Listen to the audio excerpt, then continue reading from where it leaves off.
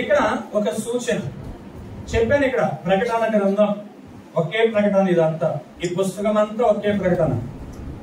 ప్రకటన గ్రంథానికి మరొక పేరు ప్రత్యక్షత, ప్రత్యక్షత గ్రంథం. ఈ పుస్తకం అంతా కూడా ఒకే ప్రత్యక్షత. ఆ ప్రత్యక్షత అలనాడు ఆ భక్తుని కొరకు, అప్పుడున్నటువంటి సమాజం కొరకు, అలాగే భావి తరాల కొరకు. అంటే ఇప్పటికీ మనం ధ్యానిస్తున్నాం, ఇదిగో రాబోయేటటువంటి తరంగా మనం ఆయన రాకడకు సిద్ధపడవలసిన వారంగా ఉన్నాం. సో మన మేల్కొల్పు కొరకు కూడా హల్లెలూయా. అయితే ఇప్పుడు ఒక సమస్య, ఇప్పుడు ఒక చిన్న విశ్లేషణ ఏంటంటే, ఆయన ఎలా వస్తాడు? ఆయన వస్తాడంట. ఆయన ఎలా వస్తాడు? మేఘాన్ని వాహనం చేసుకుని వస్తాడు, మేఘ వాహనుడై వస్తాడు. ప్రతి నేత్రం ఆయనను చూస్తాడు. ఇక్కడ ఆయనను పొడిచిన వారు చూస్తారంట. అంటే నమ్మని వారు, ద్వేషించిన వారు, తృణీకరించిన వారు, ఆయనకి ఎదురెళ్ళిన వారు, వారు చూస్తారంట. అంత మాత్రమే కాదు, భూజనులందరూ ఆయనను చూస్తారు. హల్లెలూయా. ఎవరు? ఏ తారతమ్యం లేదు, అందరూ చూస్తారు.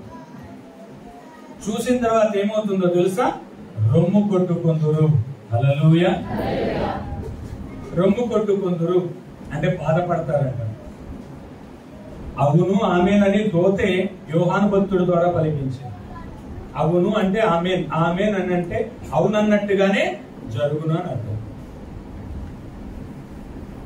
ఏంటి రొమ్ము కొట్టుకోవటం? చూస్తారు కదా. చూడటం కాదు సంగం. ఘోర శబ్దం విన్నవారే మహిమ శరీరం ధరించి ఆరోహణము. చూసిన వారందరూ ఆరోహణము, చూసిన వారందరూ ఆరోహణము. ఎవరైతే ఘోర శబ్దం వింటారో వారు మహిమ శరీరం దాలుస్తారు, ఆటోమేటిక్ గా ఆరోహణం. హల్లెలూయా. సో ఇది అయితే మనం చూసాం, రాకడ అనేది వస్తుంది. రాకడలో సంఘం ఎత్తబడుతుంది. రాకడ ఎందుకు అంటే సంఘం ఎత్తబడుతుంది.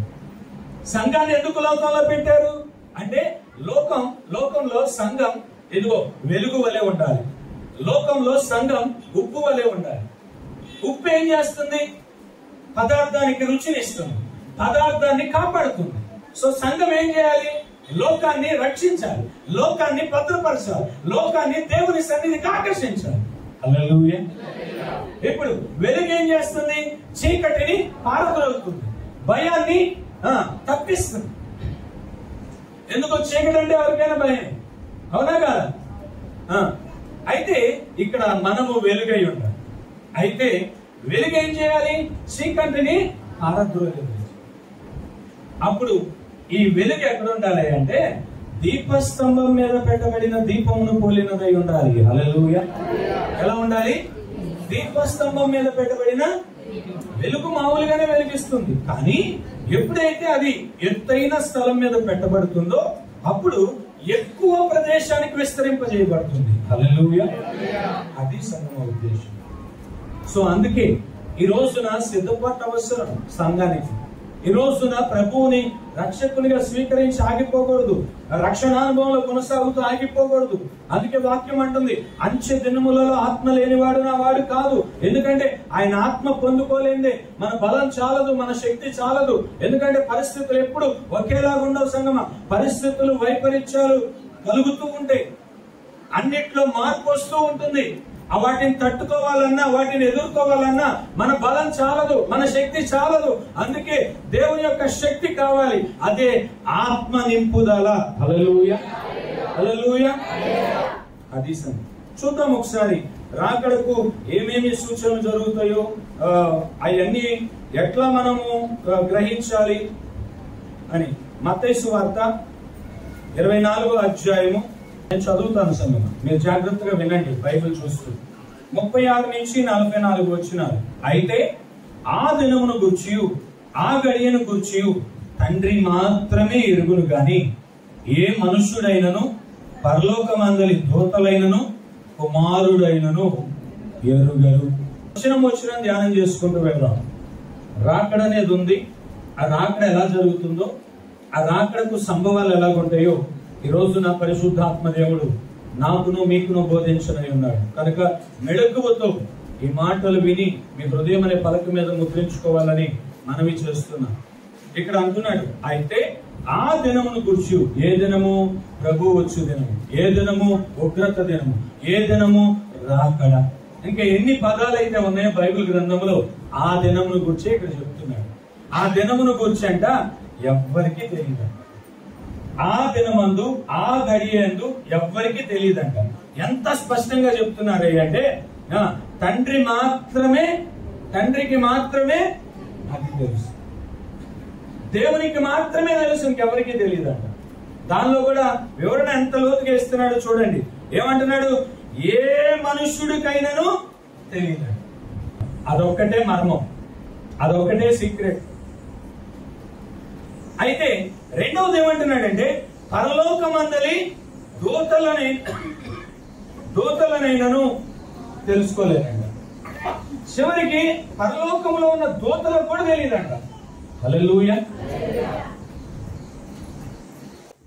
చూసారా? చివరిగా ఇక్కడ అంటున్నాడు, ఏమంటున్నాడు? కుమారుడైనను ఎరుగడు. అంటే యేసు ప్రభు వారికి కూడా తెలియదండి. ఎవరికి తెలుసు అంటే ఇది కేవలం దేవునికి మాత్రమే తెలుసు. హల్లెలూయా. ఎందుకు ఇంత వివరంగా చెప్పారు అంటే, అంచె దినాల్లో కొన్ని సంభవాలు జరగబోతున్నాయి.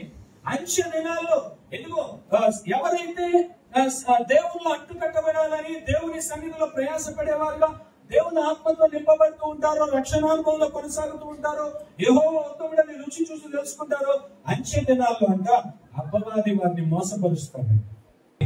మీరు మోసపోకుండా ఉండుట నిమిత్తం ముందుగానే ఆ గడి ఇలా ఉంటుంది, ఆ గడి ఎవ్వరికీ చెప్పబడదు. ఒకవేళ ఎవరిని చెప్పినా మీరు నమ్మద్దు అంటున్నాడు.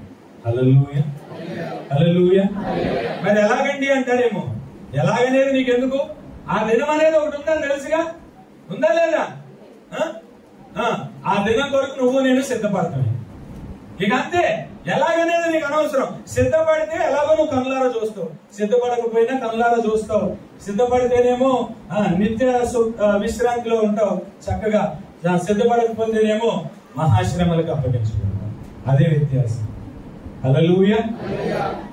ఇప్పుడు రెండో వచనం చూసినట్లయితే సూచనలు ఇస్తున్నాడు, హింట్ ఇస్తున్నాడు. మనం ఏదన్నా క్లాస్ రూమ్ లో టీచర్ గారు పాఠం చెప్తే మళ్ళీ ఆ పాఠాన్ని రిపీట్ చేసి అడిగారు అనుకోండి పిల్లల నుంచి, పిల్లలు గబుక్కుని కొంతమంది గ్రహించలేక అందించలేరు. అందుకని టీచర్ గారు ఏం చేస్తారు తెలుసా? ఇప్పుడే ఫలానా వ్యక్తి రాజు గురించి చెప్పాను కదా, ఆ రాజు పేరు ఇదని చెప్తారు. చెప్పగానే టక్కన ఏమవుతుంది? అలుగుపోతారు కొంతమంది.